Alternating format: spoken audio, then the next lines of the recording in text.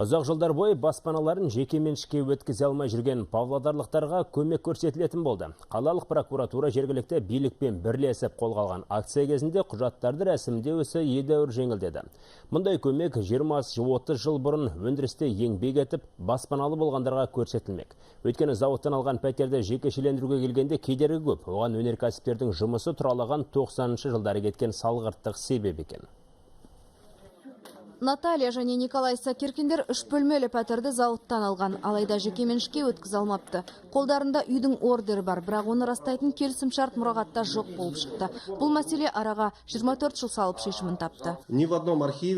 Біз алдымен пәтерлерді мәліметтер қорынан іздейміз, бірақ мұрағаттан да, басқа мекемеден де таба алмаймыз. 90-шы жылдары көптеген кәсіпорындар құжаттарды мұрағатқа тапсырмапты. Өтініш берген адамдардың келісімшарттары уақыттар өтіп кеткен.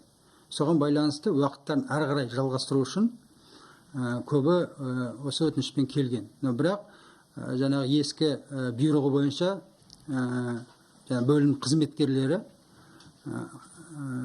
келісімшарт жасайтын алдында арнайы архивный справка дедік, анықтама.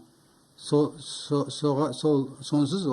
келісімшарт жасалмаған. Меншік құқығына қол жеткізе алмаған тұрғындар сотқа жүгінеді. Прокуратурада бұл істен шет қалмады. Олар жергілікті билікпен бірлесіп қолға алған жеке меншік құқығы акциясының шеңберінде комиссия құрып құжаттарды рәсімдеуді жеңілдетуге шешім қабылдады. В данный момент это немножко упростили. Бізге қазір тек құқық белгілеуші құжаттар керек. Оның ішінде ордердің түпнұсқасы, немесе баспана берушінің шешімі, және сол шешім жайында мұрағаттан анықтама керек. Осыларды негізге ала отырып, біз құжаттарын береміз.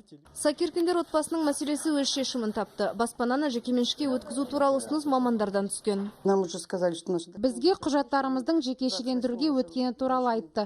Жалдау шарты осы айдың 28-інде қаралады. Біздің құжаттарымыз жалдау келісіміне енді. Нәтижесін күтеміз. Жеке меншік құқығы шарасының мақсаты шаһардың тұрғын үй қорындағы олқылықтарды реттеу дейді мамандар. Арнайы комиссия 900 тұрғынның өтінішін қарап, оның жартысынан астамына қатысты оң шешім шығарды. Қарлығаш Қасиетова, Арман Якубов, Алексей Миницкий, Хабар 24 Павлодардан.